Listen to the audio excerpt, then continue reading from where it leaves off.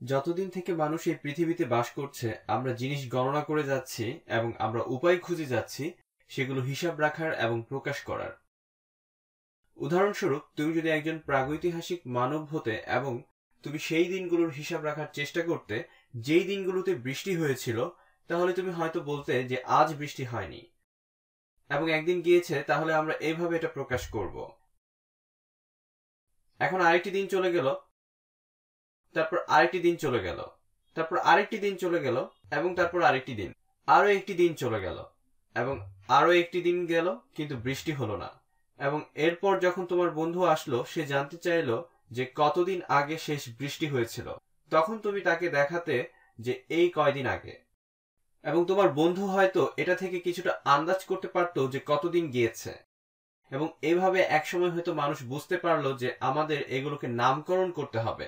তাই এখন আমরা এগুলোকে 1, 2, 3, 4, 5, 6, 7 বলি। অবশ্যই এই পৃথিবীর প্রত্যেক ভাষায় এদের জন্য ভিন্ন ভিন্ন নাম আছে এবং আমি নিশ্চিত অনেক হারানো ভাষা রয়েছে যেখানে এদের জন্য অন্যান্য নাম ছিল। যাই হোক, এখানে দেখো, এটি সংখ্যাকে প্রকাশ করার একটি খুব কঠিন উপায়। 1 হলো এভাবে লিখতে অনেক সময় লাগে, এটা অনেক জায়গা নেয়। আর তারপর কেউ যদি এটা থেকে বুঝতে চায় যে কত সময় গিয়েছে, তাহলে তাকে বসে থেকে গুনতে হবে। 7 পর্যন্ত গুনতেই আমাদের সমস্যা হয়ে যাচ্ছে, তাহলে চিন্তা করে দেখো 27 কিংবা 1000 পর্যন্ত গুনতে আমাদের কি অবস্থা হতো।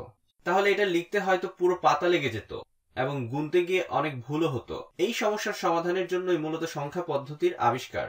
কিন্তু এই ব্যাপারটা আমরা বুঝতে পারি না। আমাদের মনে হয় যে আমরা হয়তো সবসময় এভাবেই গণনার কাজটা করতাম। কিন্তু আশা করা যায় এই ভিডিওটি দেখে তুমি উপলব্ধি করতে শুরু করবে যে সংখ্যা পদ্ধতির ব্যাপারটা আসলে কত মজার, এবং আরো জানবে যে আমাদের সংখ্যা পদ্ধতি একমাত্র সংখ্যা পদ্ধতি নয়। আমরা যে সংখ্যা পদ্ধতির সাথে পরিচিত তা হলো 10 ভিত্তিক সংখ্যা পদ্ধতি, এবং আমরা একে দশমিক সংখ্যা পদ্ধতি হিসেবে চিনি। এবং 10 কেন?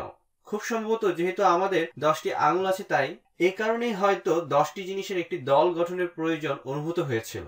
এবং যেহেতু আমাদের 10টি চিহ্নের দরকার ছিল, তাই আমরা 0, 1, 2, 3, 4, 5, 6, 7, 8, 9 এই চিহ্নগুলো বানালাম।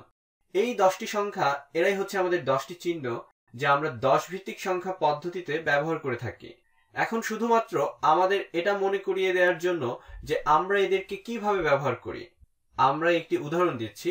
তো আমি নিলাম 231। এই সংখ্যাটি এটি কি প্রকাশ করে? তো আমরা স্থানীয় মান হিসেবে বিবেচনা করি।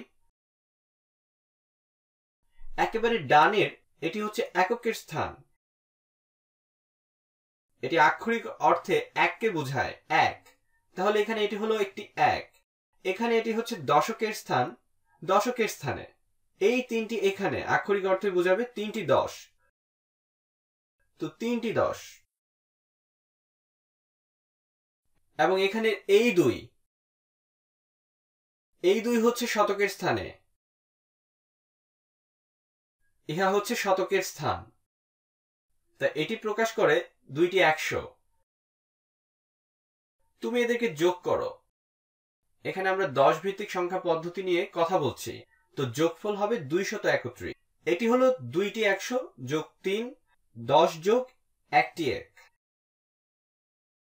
এখানে লক্ষ্য করো, প্রতিবার আমরা যখন এক ঘর বামে যাই, আমরা তখন ডানের ঘর থেকে 10 গুণ বৃদ্ধি করি। তো এটি হচ্ছে এককের স্থান। তুমি 10 দিয়ে গুণ করছো, তারপর তুমি দশকের স্থানে যাচ্ছ।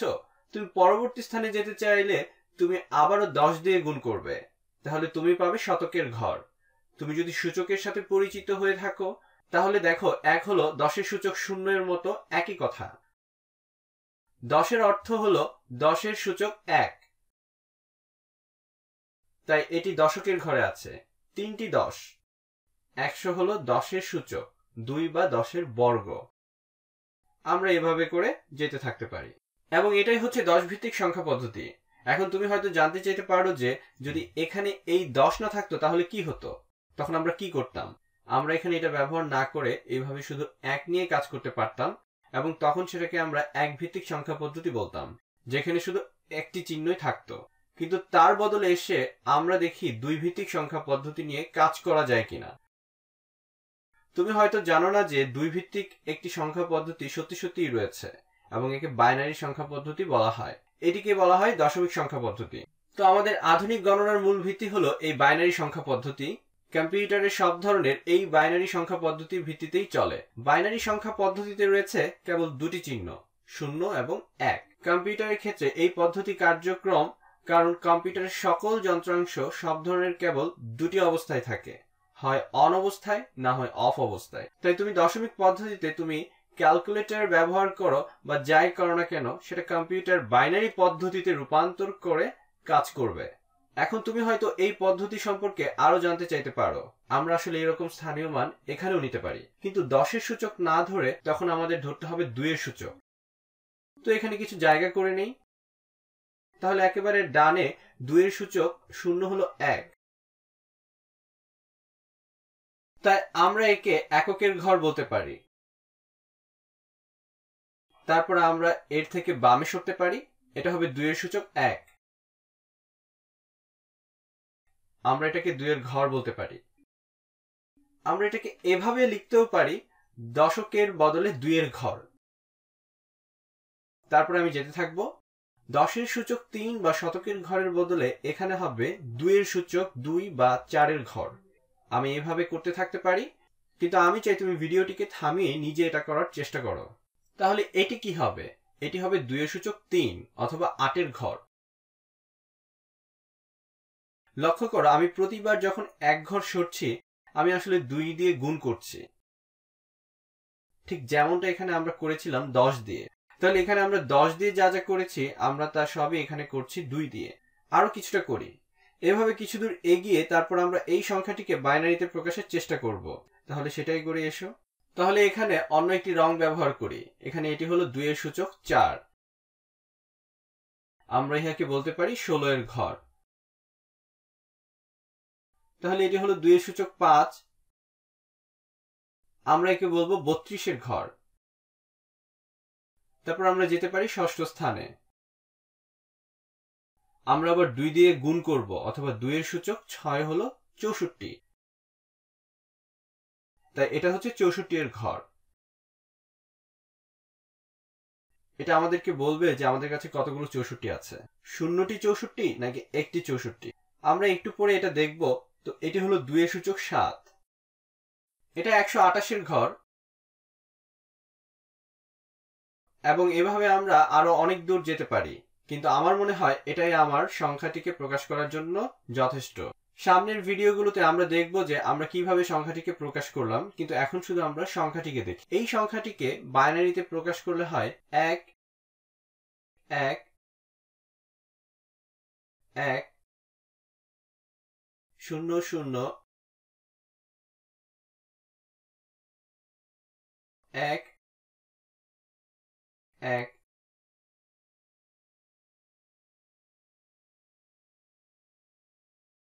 1। এটির মানে তোমার কাছে আছে একটি 128 যোগ একটি 64 যোগ একটি 32 যোগ 0 সংখ্যক 16 যোগ 0 সংখ্যক 8 যোগ একটি 4 যোগ একটি 2 যোগ একটি 1। তো লক্ষ্য করো, এটি হচ্ছে একটি 128। এটা 128 যোগ 64 যোগ 32, আমাদের আছে 0 সংখ্যক 16 আর 0 সংখ্যক 8। তাই আমরা এগুলোকে যোগ করব না। যোগ 4 যোগ একটি 2 যোগ একটি 1, এবং এদেরকে একসাথে যোগ করি। এবং এই ক্ষেত্রে আমি আমাদের পরিচিত সংখ্যা পদ্ধতি ব্যবহার করে এই সংখ্যাগুলোকে প্রকাশ করে যোগ করছি। এখন এগুলো সব যোগ করলে তুমি দেখবে যে যোগফল হচ্ছে 231। এটা শুধুমাত্র এটাকে প্রকাশের আরেকটি ধরন। এখানে কোনোটা একটা আরেকটা থেকে ভালো বা খারাপ নয়। আমি এটাকে রূপান্তর করলাম কারণ আমি এইভাবে চিন্তা করে অভ্যস্ত, এই পদ্ধতিতে আমি কাজ করে অভ্যস্ত। এটা করে আমি আমাদের দশমিক সংখ্যা পদ্ধতিকে আরো ভালোভাবে বুঝতে পেরেছি। সামনের ভিডিওগুলোতে আমরা আরো অন্যান্য সংখ্যা পদ্ধতি বিশ্লেষণ করব। আমাদের 10 ভিত্তিক সংখ্যা পদ্ধতি হলো সবচেয়ে বহুল ব্যবহৃত। এছাড়া আজ আমরা দেখলাম বাইনারি পদ্ধতি এবং আরো আছে হেক্সাডেসিমাল পদ্ধতি, যেখানে ভিত্তি 2 নয়, 10ও নয়, বরং 16। আমরা সেটা নিয়ে সামনের ভিডিওগুলোতে আলোচনা করব এবং এটাও শিখব যে এসব সংখ্যা পদ্ধতিতে কিভাবে রূপান্তর করা যায়।